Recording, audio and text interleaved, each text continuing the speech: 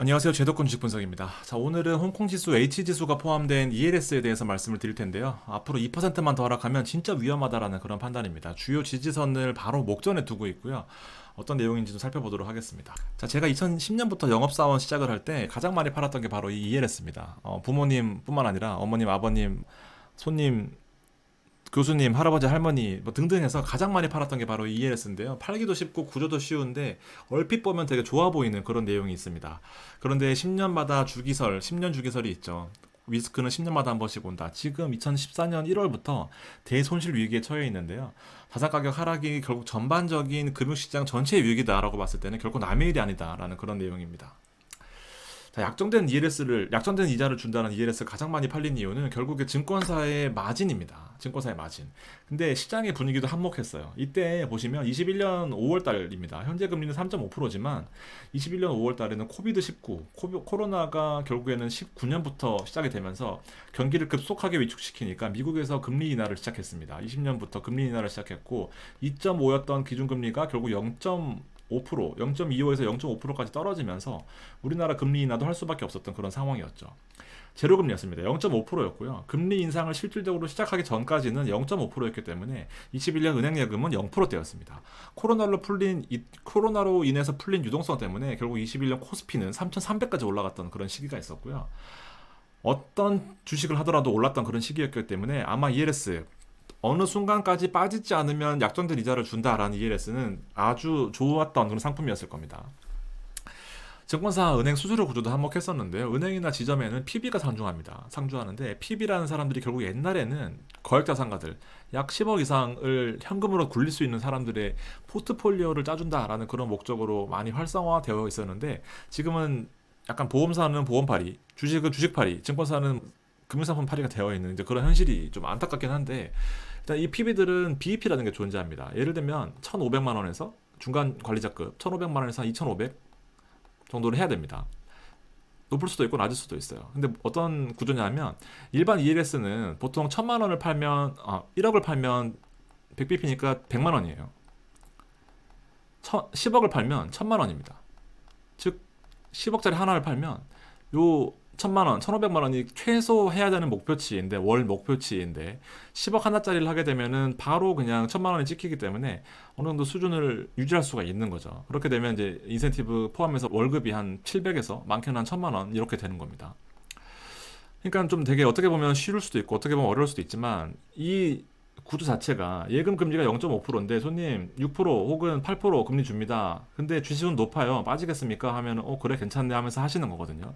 그러니까 일반적으로 되게 팔기도 편하고 수수료도 세면서 손님들이 이해하기도 편해요. 근데 지금 보면 아주 나는 그걸 몰랐다 하면서 좀 그 당시에 왜 이렇게 설명 안 해줬냐 하는 게 결국에 고점에서 들어갔던 거는 지금 좀 문제가 생긴다라는 거죠. 근데 일반적으로 원금 보장형은 50bp고요.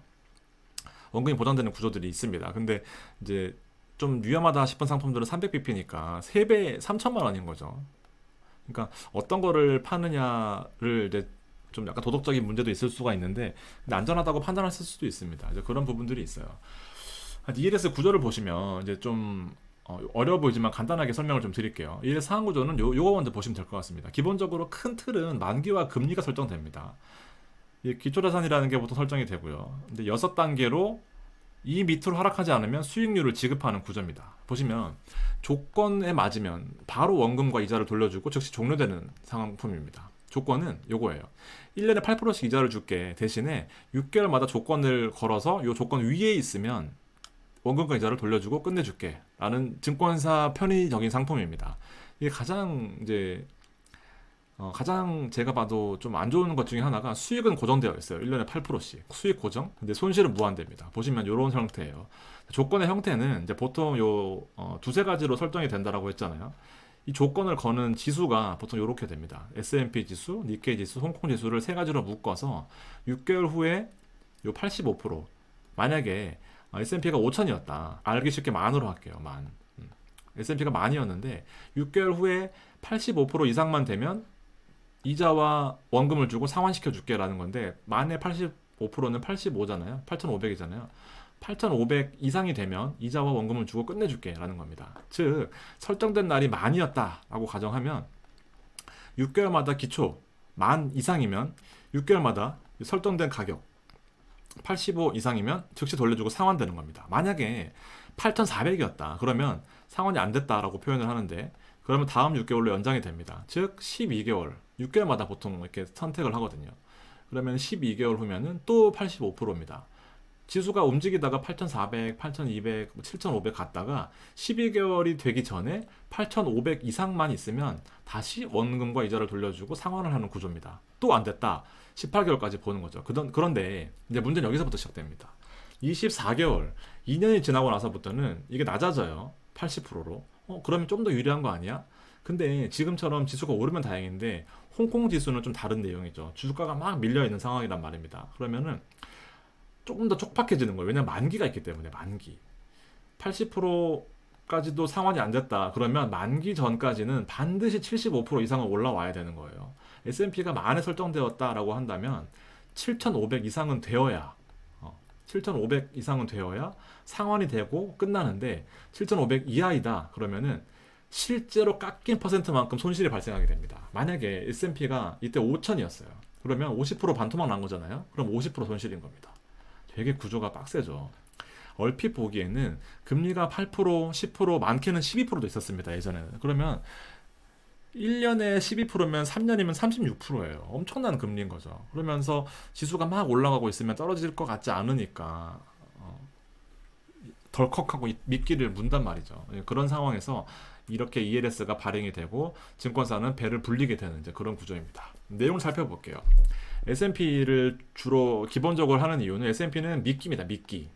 미국이 빠지겠어? 21년부터 쭉 상승했는데 미국이 빠지겠어? 언제 들어가도 먹을 수 있을 거야. 라는 그런 확신이 있기 때문에 S&P는 미끼예요. 한번 보시면 21년 1월 달에 이 상품이 설정되었을 때 S&P 3000이었거든요. 근데 지금은 4799입니다. 사상 최고치를 찍고 있는 거죠. 그래서 S&P 지수는 기간 내 50% 올랐기 때문에 50%가 올랐지만 약정된 이자를 주고 끝나는 거예요. 내가 만약 ETF를 투자했으면 50%를 먹은 거죠. 이런 안타까운 구조가 있는 거고요. 코스피도 많이 설정됩니다. 코스피는 지금 보시면 2021년 1월 달에 3200이었어요. 근데 지금 현재로 2599지만 그래도 20% 정도밖에 하락 안 했기 때문에 보통 이제 그 지수의 만기 때 레인지 80% 이상이지만 70% 이상일 때 보통 상환이 되기 때문에 코스피도 우리나라도 안정적인 시장이기 때문에 크게 빠지지 않을 거다. 마찬가지로 미끼입니다. 미끼. 코스피도 미끼. 그냥 한국 밀려봐야 얼마나 밀리겠어. 그래봐야 박스피인데 라는 거죠. 근데 문제는 홍콩 H지수입니다. H지수는 지금 보시면 21년 설정될 당시에 12,258이었어요. 지금 보시면 되게 웃긴 거예요. 21년에 설정이 진짜 많이 됐거든요. 홍콩 지수가 사상 최고치를 찍었기 때문에. 근데 제일 먼저 들어간 사람이 제일 위험합니다. 보통 이제 21년 여기부터 여기까지인데요. 쭉 밀렸잖아요. 그나마 늦게 들어간 사람들은 9,000이니까 지금 반토막은 안 났죠. 5,000이라고 쳐도. 근데 12,000은 반토막이 넘어간 거예요. 6,000 이하는 반토막이잖아요. 그러니까 먼저 들어가면 먼저 들어갈수록 매를 먼저 맞는 선입선출법을 적용하고 있는 거죠. 웃으면 안 되는데. 현재로서는 5,556입니다. 최저치에 와 있어요. 그러니까 이게 문제가 되는 거고요. 아까 보셨던 65% 이하로 떨어져 있는 이제 그런 단계입니다. 여기 보시면 차트상 2%더 빠지면은요, 요 저점이 지금 약간 그 지지 받고 있는 그런 모양새인데, 만약에 2%가 더 밀리게 되면 4,900이 그 다음 저점이거든요. 여기까지도 밀릴 수 있는 상황입니다. 그러면 무슨 말이냐 하면 약 70%가 손실 날 수도 있는 그런 구조이라는 거죠. 왜냐면 여기까지 다시 반등을 못하게 되면 7천까지 다시 올라와야 되는데 생각보다 멀어요. 만기는 이제부터 시작이고요. 그러니까 엄청나게 위험한 상황이다라는 겁니다. 그래서 지금 시나리오를 보면 이제 12,000에 들어갔다라고 했을 경우에 현재 5,556이잖아요. 근데 보통 이때 설정된 ELS가 만기 때 65% 이상만 되면 돈을 돌려주겠다라는 구조입니다. 근데 지금 현재 54% 손실입니다. 그러니까 10%는 더 올라와야 상환을 시켜주겠다라는 건데 1억 투자했을 경우에 현재로서 그대로 마감된다라고 한다면 5,400만 원이 그대로 손실되는 구조입니다. 그럼 1억을 넣었지만 수수료 100만 원 주고 환급액이 4,500 혹은 4,600 수준밖에 안 된다는 거죠. 3년 뒤에 돌아오는 게 1억을 넣었더니 이자를 줄 줄 알았는데 4천만 원을 주는 거죠. 엄청나게 황당한 상황인 겁니다. 그래서 상환되어야 되는 시나리오는 결국 H 지수가 약 7천까지 올라와야 되는데 65% 이상 되려면 12,000에서 65%가 되려면 약 7천까지 올라와야 되는데 20%나 올라와야 됩니다. 근데 해준다면 만약 이렇게 돼준다면 1억에 18% 이자 6%라고 쳤을 때 3년 이자입니다. 3년 이자. 그러면 1,800만 원으로서 이렇게 상환이 되느냐 4천만 원이 돌아오느냐 둘 중에 하나인 거죠. 이제 카운트다운은 시작됐습니다. 근데 만약에 ALS도 중도 상환이라는 게 돼요. 나는 더 이상 못 기다리겠고 더 빠질 것 같으니까 중간에 팔아버릴게 라고 할 수 있습니다. 근데 엄청나게 불리한 약정이 있습니다. 보통 중도 환매를 하게 되면 환매 비용이라고 해서 5% 정도를 받게 돼요. 이게 원금에 받을 수도 있고요. 중간 현재 평가 금액에서 받을 수도 있습니다. 원금에 받으면 더 큰 손실이고요. 현재 평가 손실 50%에서 5% 정도 환매를 중도 수수료를 발생시키게 되면 250만 원 수준인 거죠. 그래서 현재 5,400만 원을 그냥 돌려받을 수 있겠지만 추가로 중도 환매 수수료까지 감안을 하게 되면 5,100만 원 수준이 될 수 있습니다. 근데 만약에 환매를 했어요. 너무 억울해서. 근데 막판에 올라버린다면 더 열받는 거죠. 그래서 이 시나리오는 거의 추천을 잘 안 해드리고 있습니다. 근데 가능은 하다라는 부분입니다. 네, 내용을 좀 볼게요. 이제 홍콩 ELS가 왜 이렇게 손실을 많이 볼 거고 왜 이렇게 위험하냐 하면 ELS가 아무래도 10년 동안은 너무나 안전한 투자 자산이었습니다. 지수가 계속해서 올랐었고요. 떨어지더라도 다시 올랐었고 이런 박스권을 형성했었는데 지금처럼 이렇게 일방적으로 3년 내내 밀리는 경우는 잘 없었습니다. 특히나 안전하다고 평가받고 있던 금융 선진국이라고 평가받던 그 홍콩에서요. 그래서 이때까지는 거의 대부분의 95%의 물량이 여기 발행이 됐고 만기가 6월까지 다 있습니다. 그러니까 여기서 발행됐느냐, 여기서 발행됐느냐, 여기서 발행됐느냐 뭐 이런 차이인데요. 대부분 다 고점입니다. 그래서 21년 가입자가 대부분이고요. 최고점이죠. 최고점. 다 손실 구간이고 잔액이 무려 6조입니다. 6조. 전체 자산이 아니고요. 손실 볼 수 있는 자산이 6조입니다. 6조. 반등이 쉽지 않죠. 왜냐하면 홍콩은 지금 중국한테도 여러 가지로 안 좋고 경기도 못 살아고 미국도 올라가는데도 홍콩 못 올라오고 이런 단계고 홍콩은 특히나 중국은 경기 부양에 대한 의지가 많이 없는 그런 상태입니다. 그리고 대부분의 가입하신 분들이 제가 처음에 말씀드렸다시피 어른들이 많아요. 어른들이 엄마 아빠 할아버지 할머니 또 교수님 이런 세대들이 많기 때문에 그냥 저를 믿고 혹은 이제 신뢰관계를 믿고 하는 분들이기 때문에 이게 뭔지도 잘 모릅니다. 내용은 어렵지 않지만 오르려면 이제 홍콩 H 지수가 하루에 평균 등락률이 한 1% 내외거든요. 최소 0.1%씩 움직이고 지수다 보니까 많이 움직이진 않아요. 많으면 2%씩 움직이는데요. 2%씩 움직인다고 쳤을 때 10번이나 움직여야 올라가야 상승할 수 있는 구조이기 때문에 쉽지 않습니다. 홍콩 지수에 포함되는 종목들을 보시면 여러분들 낯익은 종목들도 많아요. 평안보험이나 차이나 모바일 같은 것도 있고요. 샤오미도 있습니다. 그리고 비아디도 있고 알리바바도 있고요. 네디즈도 홍콩 상당된 네디즈, 텐센스도 있습니다. 대부분 우량주라고 하지만 그리고 중국에 상장되어 있는 중국에 상장 안 돼 있고 중국 기업이지만 여기 써 있네요. 중국 본토에서 발행됐지만 대부분 홍콩에서 상장돼서 많이 거래합니다. 왜냐하면 중국은 개방이 안 돼 있잖아요. 그래서 홍콩에 상장시키고 홍콩에서 많이 거래하는 이런 구조로 되어 있고 총 40개 종목으로 유명한 종목들이 구성되어 있는데 보통 금융이 많아요. 금융. 그리고 게임주나 엔터주도 많은데 지금 문제가 바로 이 게임주입니다. 금융은 평안보험뿐만 아니라 중국 공상은행, 상업은행 이런 대형은행들도 다 여기 상장되어 있는데 이겁니다. 이거 지금 지난주 금요일 날 우리 크리스마스 전에 대폭락 났던 게 바로 이 기사 때문이었거든요. 중국의 대표적인 기술 회사, 게임 회사인데 네디즈입니다. 네디즈라는 게임 회사가 있는데 4개 사업 부문을 통해 모바일 게임이나 PC 게임을 하고 있는 회사였는데 결국에는 이때 발표됐던 중국의 게임 규제 방안이 발표가 됐어요. 우리나라처럼 매일매일 결제하는 거 안 되고요. 앞으로 신규 게임들은 허가를 받으라. 중국 당국이 허가를 받으라. 그리고 절대로 돈 쓰게 하지 마라. 이런 것들이 나오면서 네디즈가 10% 폭락했었는데 이때 마지막에는 거의 20%까지 폭락했습니다. 즉 보시면 이게 네디즈 주가인데요. 3월이고 여기 1월인데 막 오르는 것처럼 실제로 실적도 나왔습니다. 실적도 나왔었고 올라가는 단계였는데 쭉 올라가다가 결국에 하루아침에 이렇게 다 빠진 거예요. 1년 전 가격으로 회귀했습니다. 그러니까 H지수의 핵심 종목이었던 보시면 이제 네디즈 핵심 종목인데 시총도 크고 핵심 종목인데 이게 24%나 빠지면서 시장에 전반적으로 H지수를 확 끌어내린 거죠. 텐센스도 빠졌고요. 텐센스도 게임주 있잖아요. 그래서 이런 구조다 보니까 이게 홍콩 H지수가 반등이 쉽지가 않아요. 그런 겁니다.